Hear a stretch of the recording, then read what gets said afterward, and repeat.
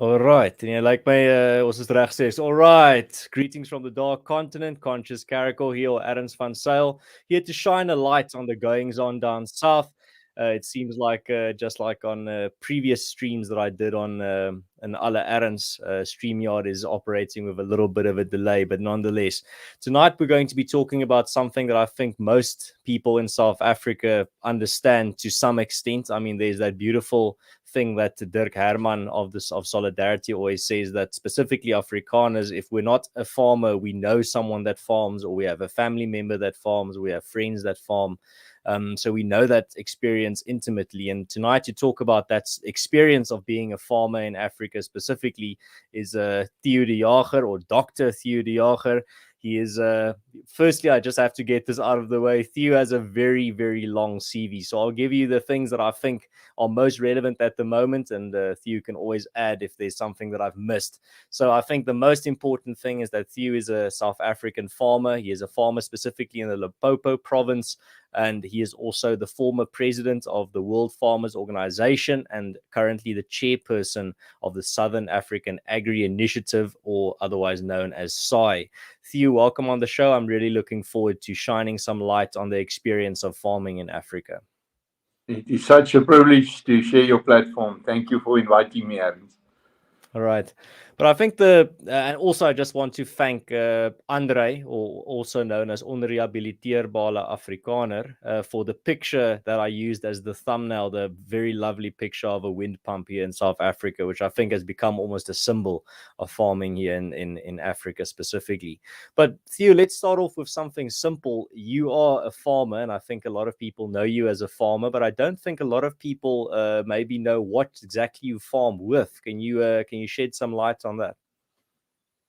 I'm farming in the Limpopo Lowveld, which is a subtropical area. My farm is in the northernmost edges of the Drakensberg, and I occupy a slope right from the river, the Letaba River at the bottom, up to the watershed at the top. From the top of my farm, I look over the Lowveld towards the Kruger National Park.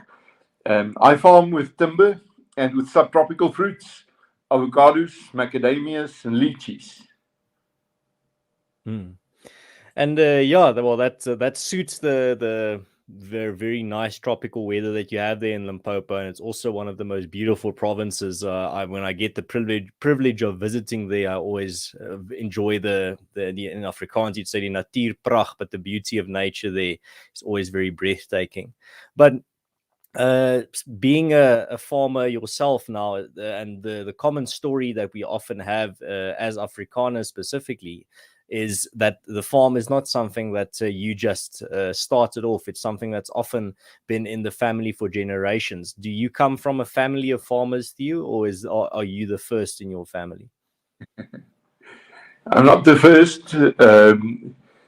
I had 7 generations who farmed, and then my grandfather went to work on the railways, also my father.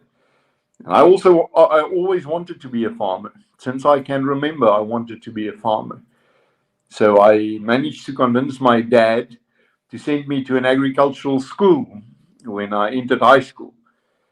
But at the end of my first year in high school, on the way home, he said to me, to be a farmer, you need to have a farm. And you don't just buy a farm. You inherit one or you will never have one. And you must be realistic about this. You're not going to inherit one.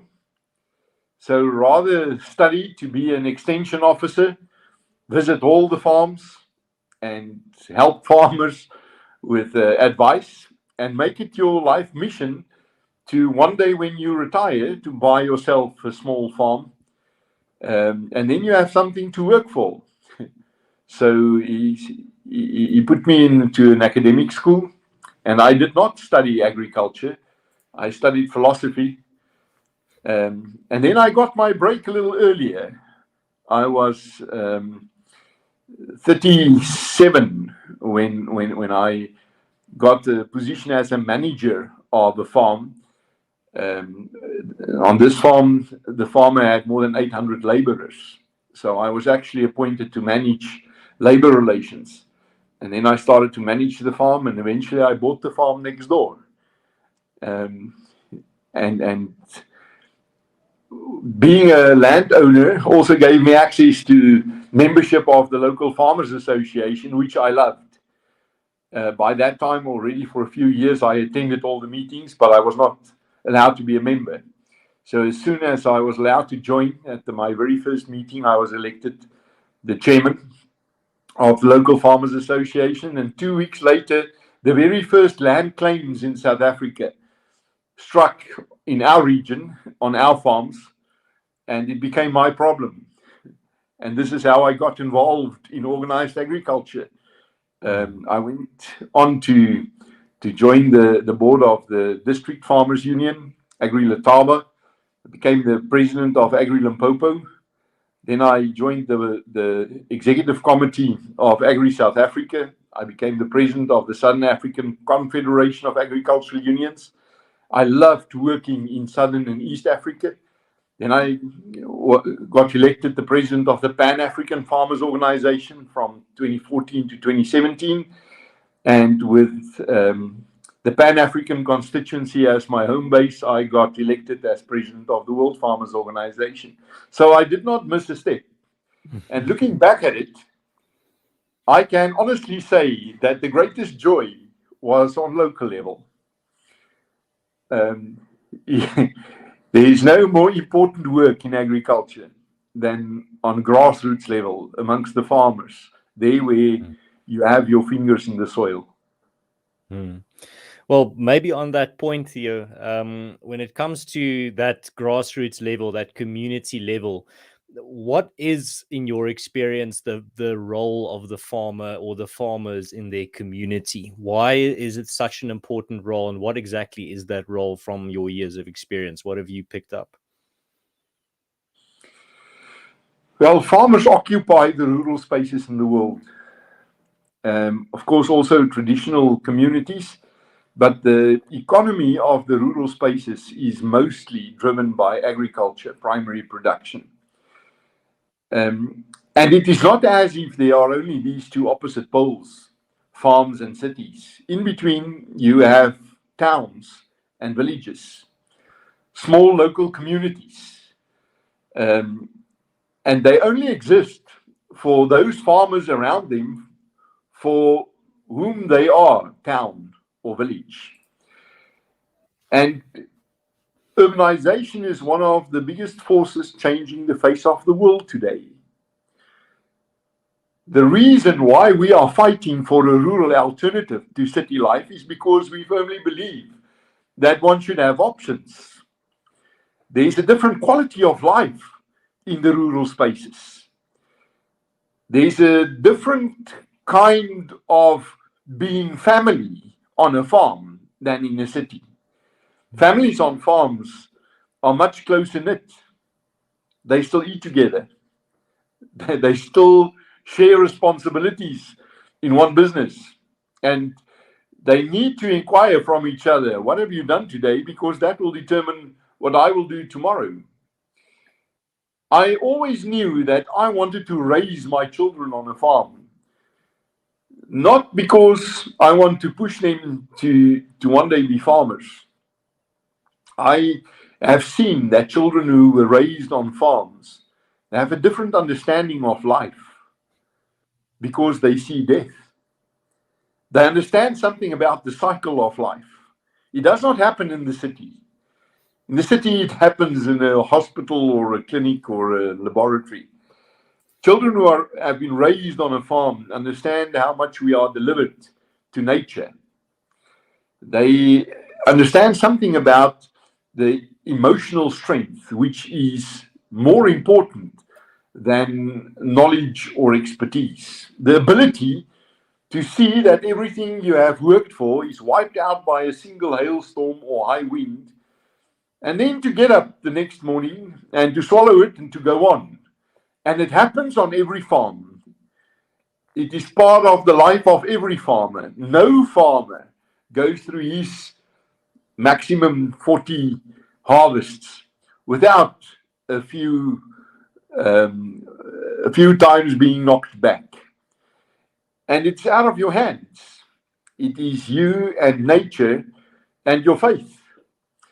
And no matter what kind of faith a farmer adheres to or supports, if a farmer does not have faith, he will not plant a seed in the soil because you can really do nothing to make it germinate. A farmer is in the business of life. You work with life and you give life. You can live without anything which we thought were important. COVID has shown us that we can really get along without most things we thought were important, but we cannot get along without food. And of course, this is the primary calling of a farmer, is to produce food and fiber. Mm-hmm. And I see there's a comment here from the live chat that says, my experience with growing my own food is a series of lessons in humility. And yeah, I can also say, I mean, I don't own a farm. I am an Afrikaner and I am a Boer, and I come from a farming community. I grew up on a farm, technically, seeing as growing up in a farming town means that every weekend you're visiting friends on a farm. So you get that farming experience, even if you're not living on that farm. And I have to say as well, I also got the same experience visiting my friends on the farm, is that it's almost a little insulated world of their own. The world can go into all types of chaos out there. There can be all types of politics and nasty stuff out there. But on the farm, there are other priorities. When you're in that world, the farm itself is on its own. And I always got that experience where even if there's drama or some big news story in town, when those kids that grew up on the farm, when they go back to the farm, they can forget about everything that's happening in town, and they can focus on what's really important, really in emphasis in their world, because the farm is their world to a large extent. And I think that adds to what you were saying there about why it's important to raise children on a farm, to get that experience of it, making your world smaller to make it bigger, if that makes sense. Yeah. There's a different angle to it too, Ernst. Every farmer is responsible, will be held accountable for that small piece of this planet which had been entrusted to him or to her. Apart from my family, in my life, there is no greater joy than walking across my farm on a Sunday afternoon and listening to it, and smelling it, and feeling it between my fingers, and being at awe with the beauty and the splendor of our valley in the Letaba Valley. But this farm had been here for millions of years before I got here, and it will probably still be here very, very long after I'm gone. So the best I can hope for is to leave it to the next generation in a better condition than what I found it in. And it's all about how you take care of the soil. There's more life in a fistful of soil than there had ever been humans on this planet. But they need to be taken care of. You need to maintain that life. You need to take care of the biodiversity. No farm is covered in crops from fence to fence. There are the streams, there are the areas which is still wild. My farm, I have many areas which probably looks today like it looked in the beginning of time. And it's so important to make sure that you maintain biodiversity from the smallest to the biggest which you can deal with on your farm. And you yourself only pass through for a very brief moment in time. And there's this saying which becomes more and more popular in South Africa, that the farm is not something you inherit from your parents, it's something you borrow from your children. Absolutely, and I see here in the comments, Sideline Opinion says something very true, but also with a little bit of jest in it. I'll read it in Afrikaans first. So he says, die wêreld kan so te sê vergaan en party Karoo boere sal dit nie eens agterkom nie. So he's saying that for some farmers in the Karoo, even if the world were to be destroyed, they wouldn't even notice it. And I can vouch for that, seeing as I've spent a lot of time in the Karoo and on farms in the Karoo. You get that feeling of you're on another world, on another planet when you're there. There could be a World War III could break out and you wouldn't know. You'd be there in your own little world there in the Karoo. So I completely agree with Sideliner Opinions there with that sentiment. It's also a magical place, and also radically different from where you farm. You farm in the tropics of Limpopo, and the Karoo farmers are farming almost in a different profession comparatively. So different is their type of farming and their challenges and their worries and their pleasures. But on a basic level, you are still the same in regards to being farmers in Africa. But on that note, seeing that contrast between Karoo farming and Limpopo farming on the continent of Africa, would it be an exaggeration to say that you can farm with almost anything on this continent? Oh, yes. Africa is not a poor continent. It's a very rich continent full of poor people. And the wealth of this continent is in its soils. 46% of the world's underutilized land is on this continent. And much more of the world's untapped groundwater is on this continent. Africa has everything which money cannot buy: the soils, the water, the average climate. I mean, we are right in the middle of the world. Half of this continent is in the northern hemisphere and half of it is in the southern hemisphere. What we lack is actually things which can be brought about by proper investment, infrastructure, linkages to markets, technology and expertise, mechanization.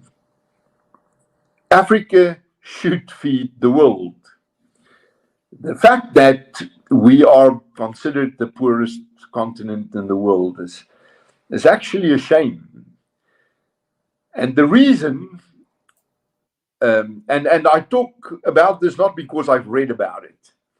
When I was president of the Pan-African Farmers Organization, I had the opportunity to visit 44 countries in Africa, not the capital cities. I went into the deep rural areas.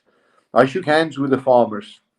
I discussed with them their frustrations and their dreams and their aspirations. Our problems are on policy levels. It's about governance. It's about how we manage dreams and how we work and spend money or not to make it come true. One year, a few years ago, my son gave me as a Christmas present a book with the name 100 Speeches That Changed the Face of the Earth, the world. And when I opened this book, I opened it on the speech of Kaiser Showa from Japan at the end of the Second World War. And immediately I was fascinated by this idea of a national leader of his stature addressing his nation, who has just been bombed apart with the first two nuclear bombs, knowing that there's nothing left on this small island state. I thought he would have said, the Americans did this to us. They must now come and help us to recover, to repair our country. But he did not. He said, never before has this great nation been in tougher times than now. And he also said, there's only one way out of this. We need to roll up our sleeves and work ourselves out of this. Then he went on to say, if you came out of this war not maimed and injured. If you are still healthy and strong, get yourself a job and don't ask what they will pay you for it. You must work. You must work. Do your part to get us out of this predicament. But if you are both healthy and strong and young, take up a second job. And if you are smart enough, don't take up a job. Start a business and create the jobs for the others. But dream with me of a day, he said, 25 or 30 years from now, when we will find ourselves in a position in Japan that no country in the world can afford not to do business with us. And those of our listeners, our viewers, who have seen the 1960s and the 1970s will remember that you could walk into any small spaza shop and you would find something made in Japan. But made in Japan in the 70s meant cheap stuff, low technology, unreliable. It was only in 1975 when his follower, Kaiser Mickey, said, let's dream over, let's rebrand, let's make made in Japan mean high technology, reliable, expensive. And this drove Japan to become the second biggest economy in the world. I wonder whom of you would have believed it in the 1980s if somebody would have told you that China could today be such a massive global force and economy. Now, can that happen in Africa? Aaron's, I believe that with every cell in my body. Through agriculture, it can. Because in our lifetime, if we still live another 20, 25 years, there will be 2 billion more mouths to feed. And where should that food come from? Africa can produce that if we can change the paradigm of production, if we can get rid of the handover, if we can leapfrog from smallholder farming to competitive commercial farming, digital farming, data-driven precision farming. That's what we need to do. And it's not only a dream, we must do it. The big war of our lifetime, our generation's war, is the war on poverty and hunger. And there's only one way to kill the dragon of poverty. That's by creating wealth.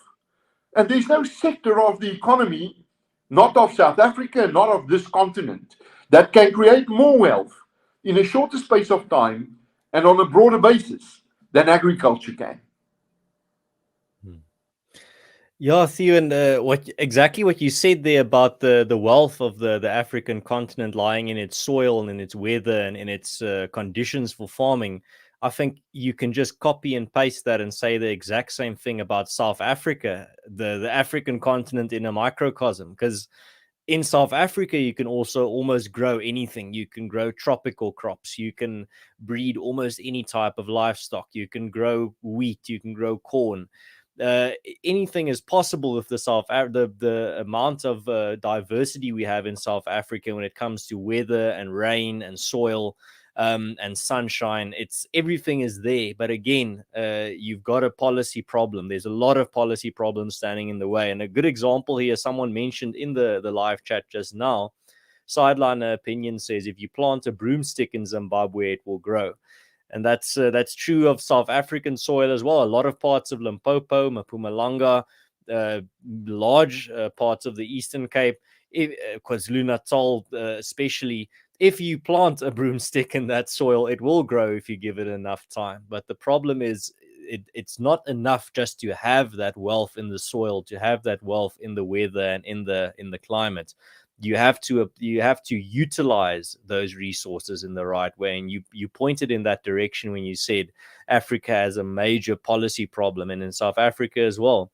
But maybe on that point, if we were to narrow our focus more to South Africa rather than the African continent, what are some of these policy obstacles that we're seeing? And I mean, this could apply to the African continent as well, but let's keep it in South Africa for simplicity's sake.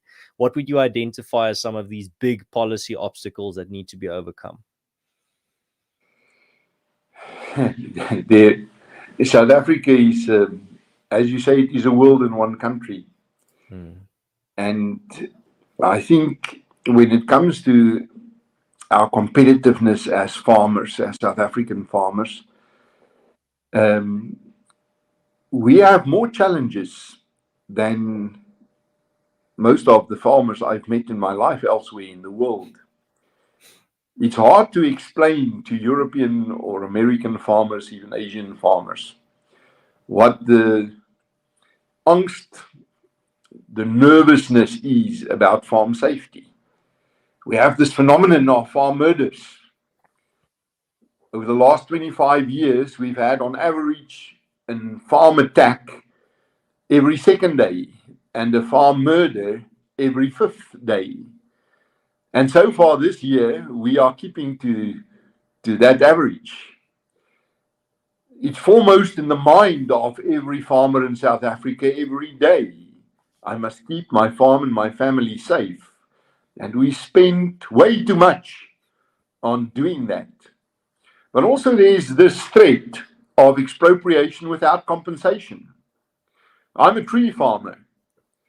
The timber which my workers are planting this week will only be harvested in 2037. Talk about a long-term investment. The macadamias which they planted today, we will only start harvesting it in 2029. And if you're not sure that you'll be around to harvest it, why will you make that investment? It's a huge investment and it's a huge risk under normal conditions. Only given the natural environment, it's a risk. What to say? The risk of politics, of expropriating without compensation. Now, when I was president of the World Farmers Organization, I represented the Zimbabwean farmers there.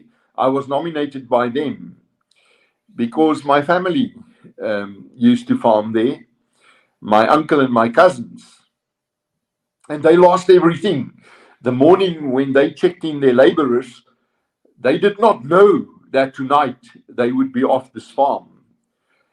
And when we get together as a family, it's quite a quarrel. My cousins love to say to me that we are very naive. They also thought that the world would not allow this. They also thought that agriculture was too important a part of the Zimbabwean economy to allow that. They also thought that the constitution would protect them. And bilateral investment treaties, but it did not. Then I always say to them, we are not like a rat in a pipe on the same trajectory as Zimbabwe, because we do have something in South Africa which Zimbabwe never had. That's an example right on our doorstep on how not to do things. I've been intimately involved in the efforts to secure compensation for the farmers in Zimbabwe who lost their land since 2000. Only this year, we've had so many meetings to try to secure a loan for the Zimbabwean government to pay the 35% of the value of the farms which the farmers lost. But they could not secure that loan. The world has turned its back on Zimbabwe. They could not even secure it from China.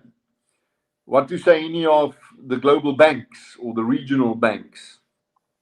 So, you know, the world became such a small place for farmers. Every farmer is every day in competition with the best other farmers in the world. And food and fiber flow across our borders as if they do not exist, especially in times of conflict and war like the war we have in Ukraine today. It brings food security at risk on a global scale. And then everybody runs to alternative sources of production.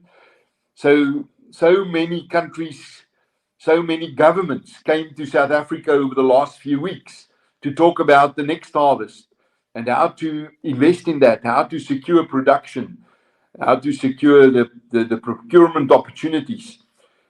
But they do not go to Zimbabwe.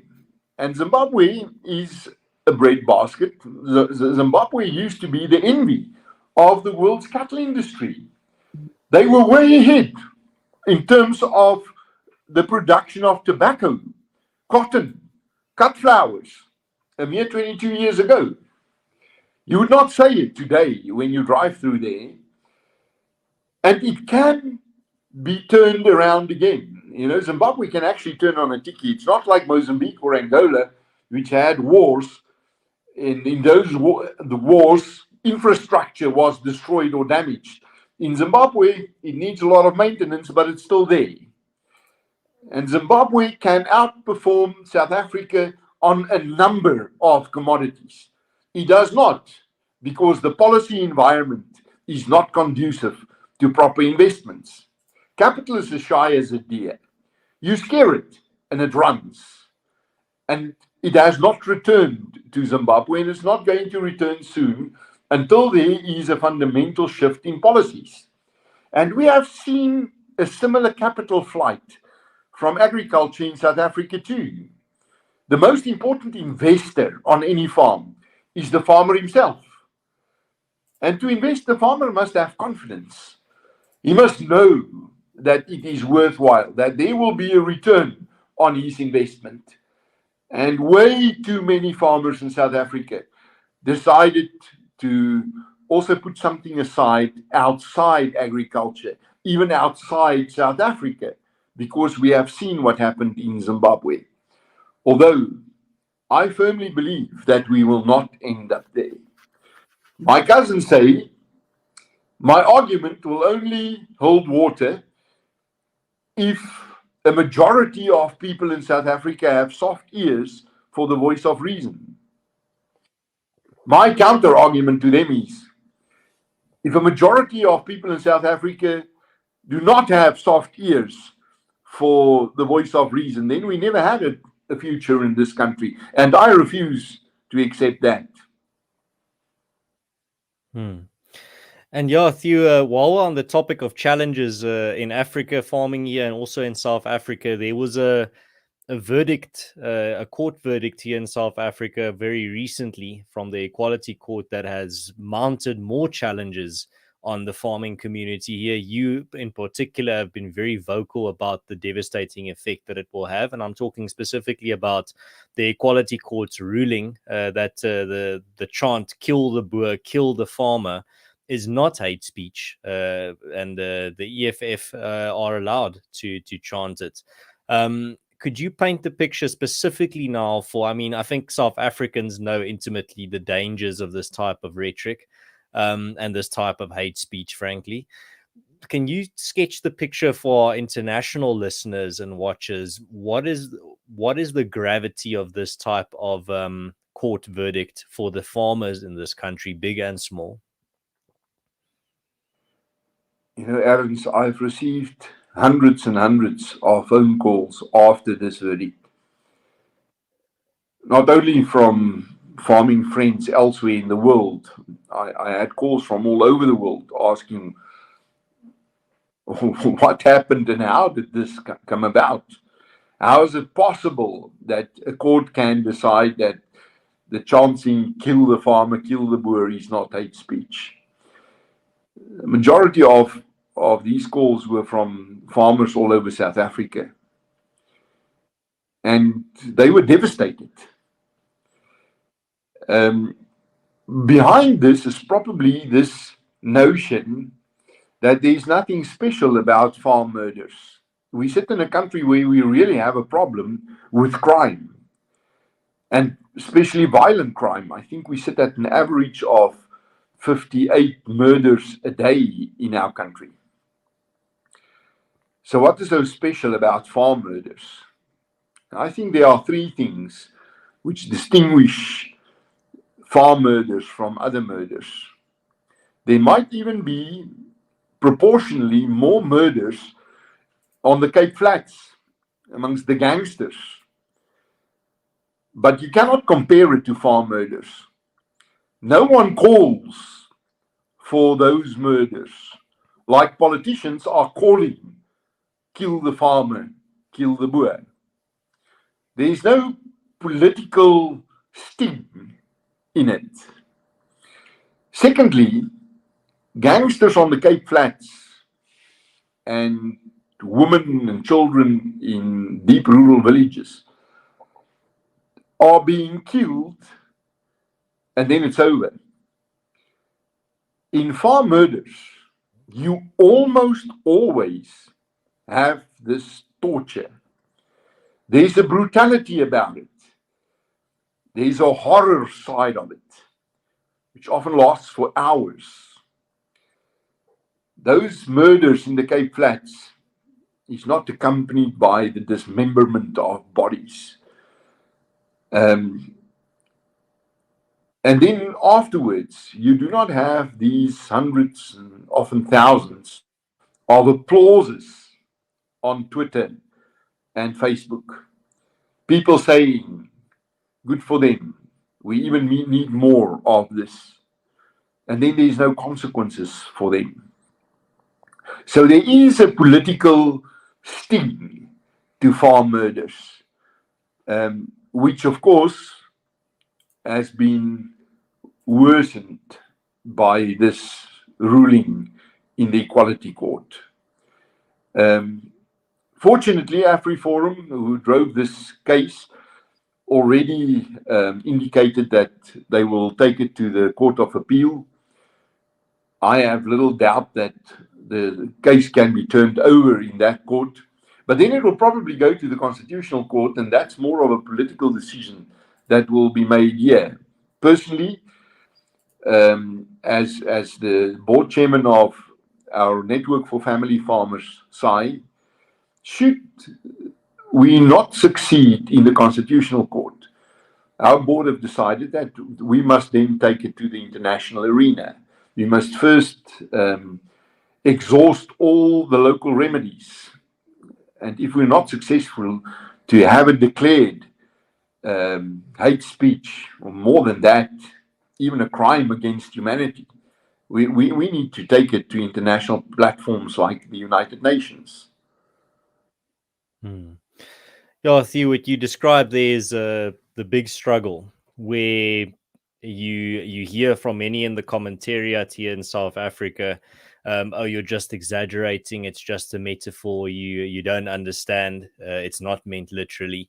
But I mean, I was there with the court verdict. I was there in court. And when we exited the court, the EFF supporters were out there. I actually took a video of them singing Kill the Boer, Kill the Farmer. And it got 400,000 views because it shocked the world that people just express their hatred so openly and blatantly in public and face no consequences. But if this is only a metaphor, if this is only something that is in the world of not speaking literally, then why did those EFF supporters, while they were singing Kill the Boer, Kill the Farmer, look at me and my AfriForum team and do shooting motions with their hands and throat-slitting motions with their hands? That doesn't look like a metaphor to me. That looks like something very literal and something very deadly. And then the second thing I would mention is, if it's just a metaphor, why can't the leader of the EFF, Julius Malema, when asked to pledge under oath that he will never call for the slaughtering of white people, why does he refuse? It should be the easiest thing in the world. It's just a metaphor. You're not really thinking about slaughtering people based on their race. Then it should be the easiest thing in the world to pledge that I will never call for the slaughtering of white people. But he refuses.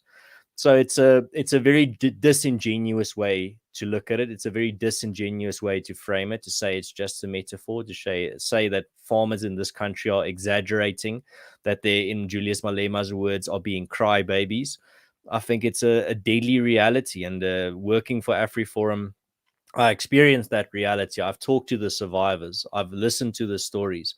I come from a farming community. I know people that have been affected by farm attacks. It's not something that you can just brush off. It's not just something that you can say you're just overreacting. It's a real problem and a real experience that's traumatizing, specifically the farming community in this country. And as someone said here, one of the listeners said, um, it's so devastating that this is happening to such an important and vital profession as farming. It's a very frustrating position to be in, specifically for farmers, where they just want their only demand is that they live in a country where there's not chanting about their brutal murder. Is that really asking too much? Yeah, you know, the tension in the rural areas is not that high. The relationships between farmers and traditional authorities is actually very good, especially up north.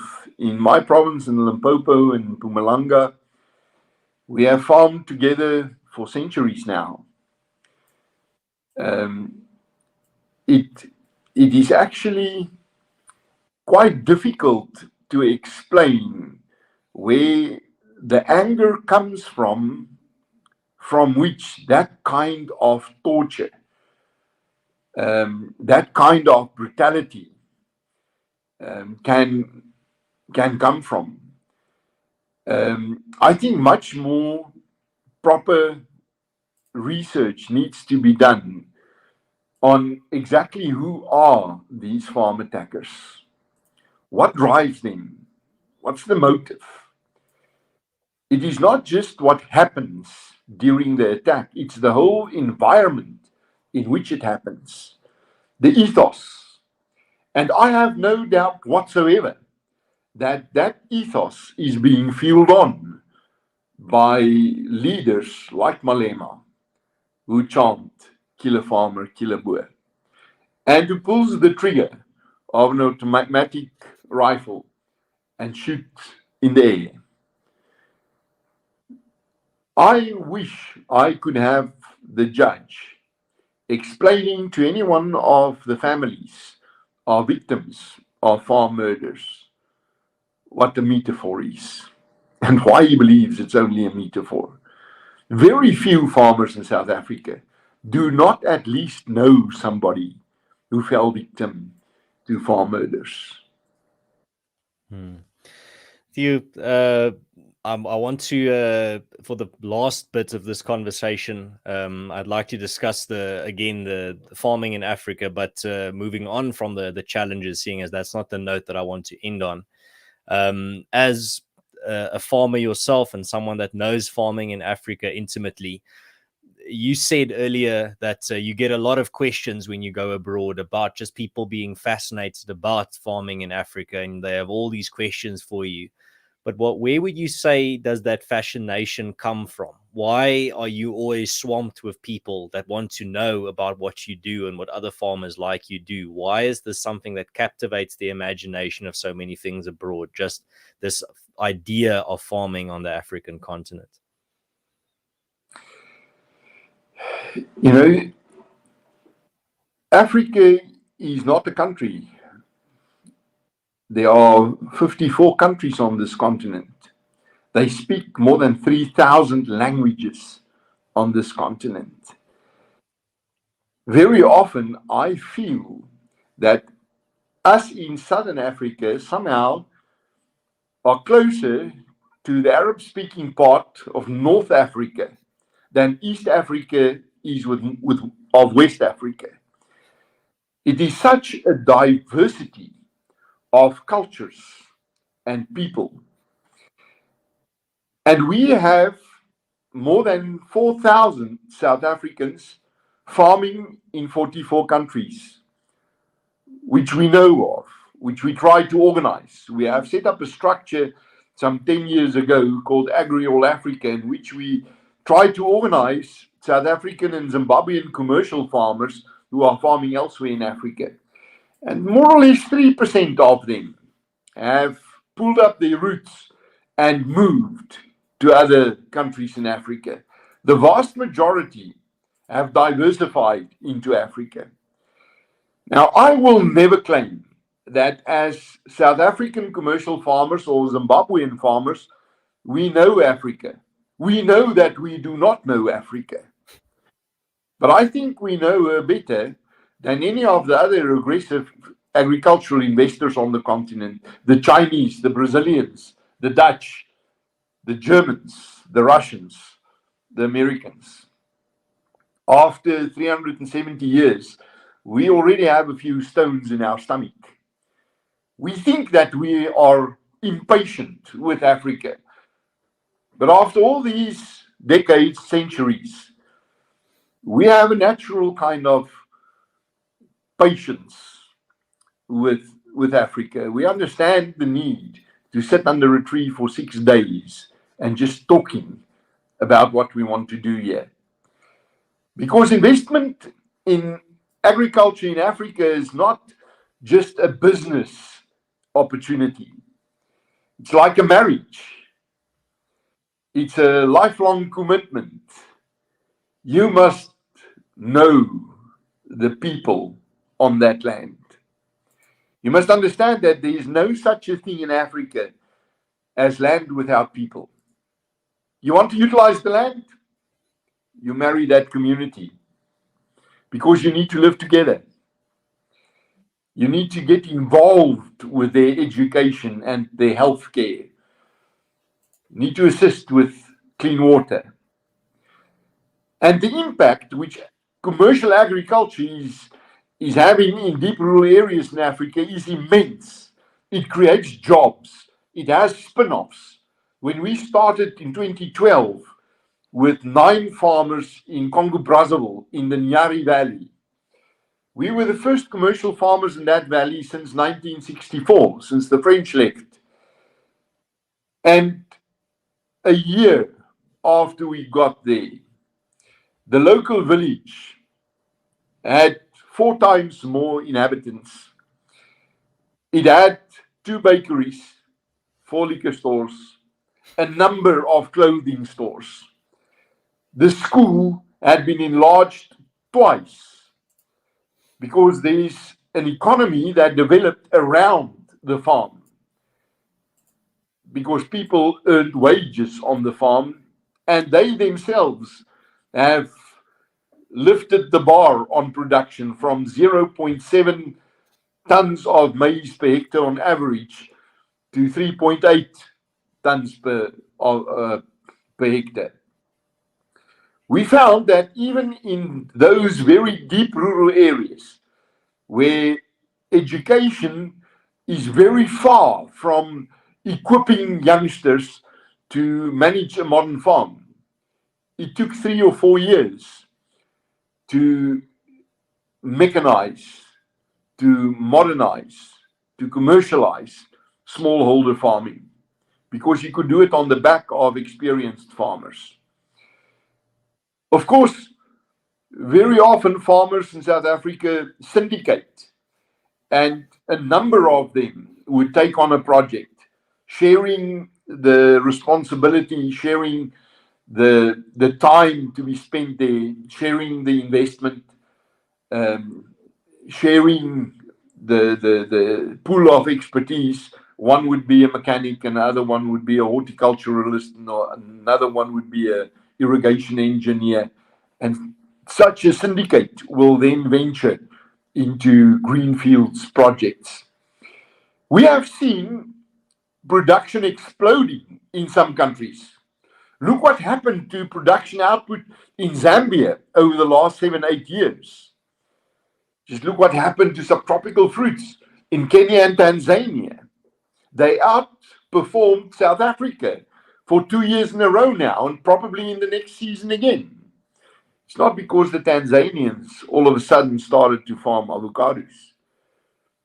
It is South Africans who diversified into Tanzania, and they partnered up with local smallholders, and all of a sudden, Tanzania and Kenya are powerhouses in avocado exports. So the opportunities are vast. The biggest impediment, the biggest stumbling block is access to financing. You see, there are only 4 countries in Africa where we have private property on agricultural lands. where you have ownership of farms. That is South Africa and Namibia, and small portions of Zambia and small portions of Botswana. In the rest of Africa, there is no such a thing as owning title deeds on farmland, which means there is no collateral, there is no access to financing. Those 4,000 South African and Zimbabwean farmers who are farming elsewhere in Africa are doing it on the back of the South African farms as collateral. That gives them access to loans from which they can produce elsewhere in Africa. In order to unlock this wealth in Africa, we need private property rights. We need title deeds. We need to entrust Africans with ownership of land. And without that, they will always be dependent on someone else to produce. And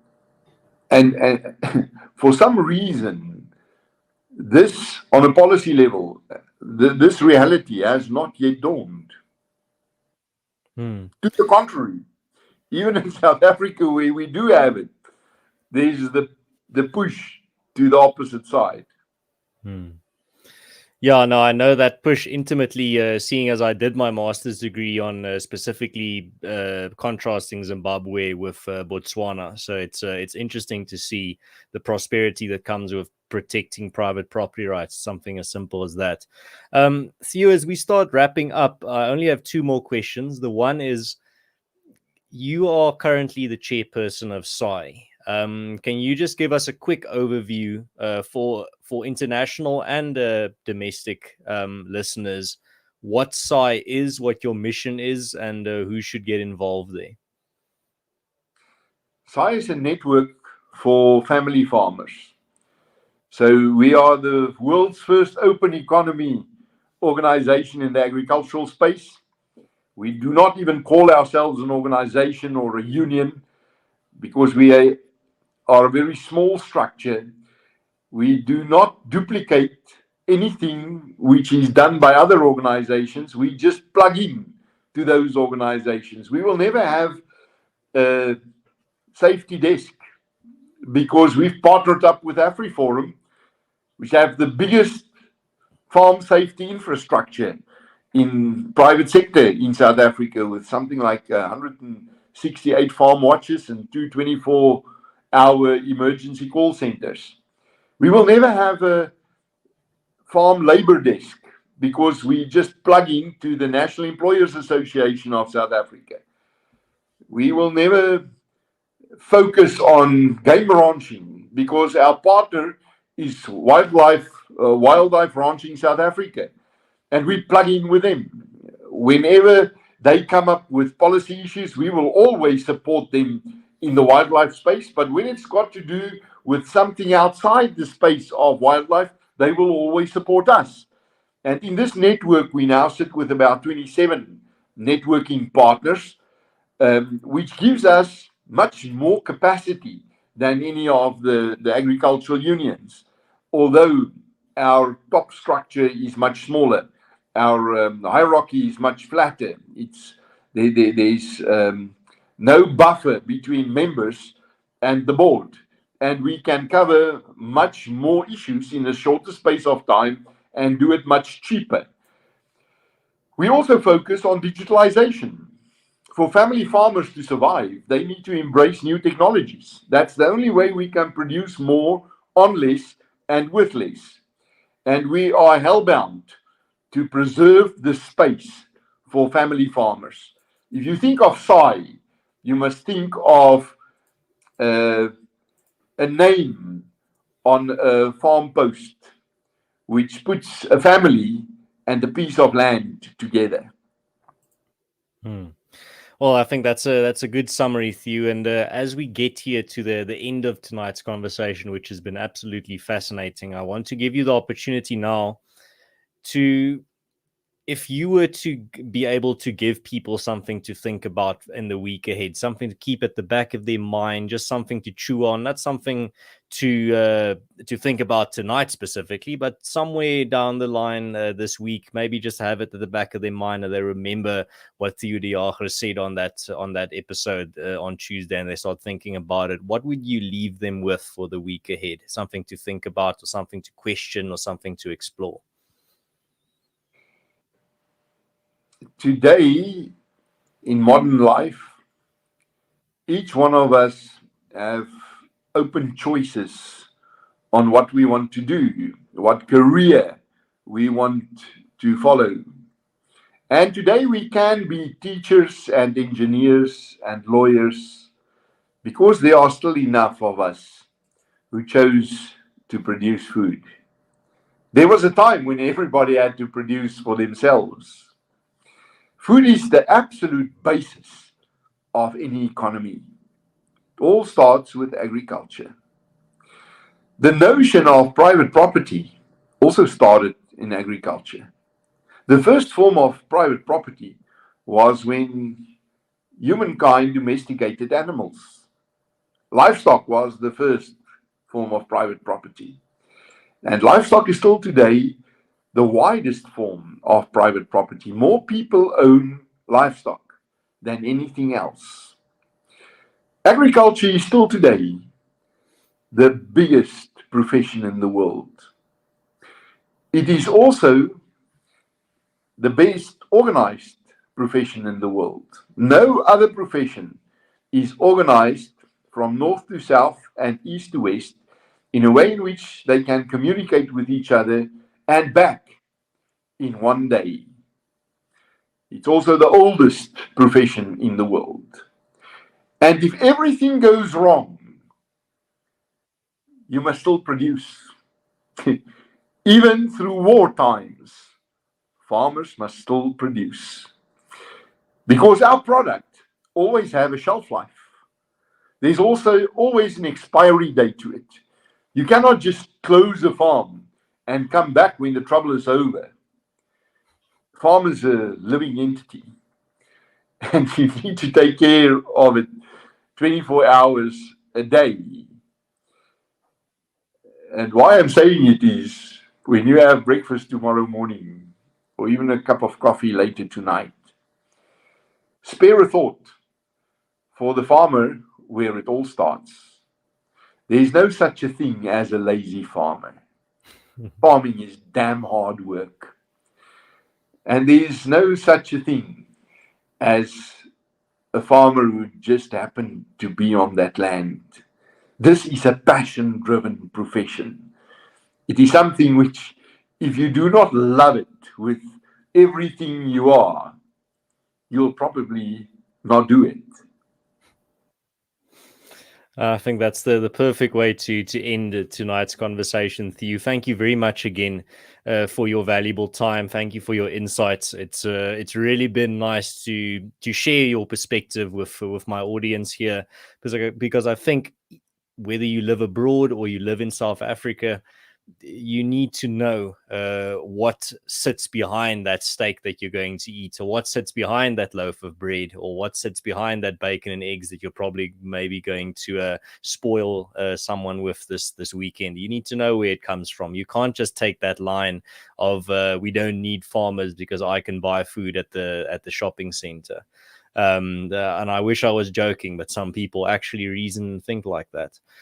So I think it's important to get that perspective out there. But Theo, thank you very much. And also thank you very much to everyone that tuned in. Thank you for your questions and thank you for your time. I know it takes a lot to tune in for a long format conversation, but a lot of you have taken the time to do it, and I really appreciate it. And thank you for all your comments as well that add to the conversation. If you're new to this channel, you can subscribe if you like this type of conversation, and you can also leave a like. That helps out the show. And then lastly, it's always nice to see the live comments, but if you are unlucky enough that you couldn't watch the show live, you can still take part in the conversation. You can leave your comments in the comment section. I read all of them and respond to as many as I can. And then I'll see you again next week. Again, Theo, I hope you have an excellent week ahead. And God bless you, everything you do there at SAAI. I know a lot of people in my audience are very appreciative of the work you do there. So I hope you have an excellent week and an excellent weekend. And I hope 2022 just sees you go from strength to strength. Thank you so much. All right. Goodbye, everyone. Have a nice evening, and God bless you as well.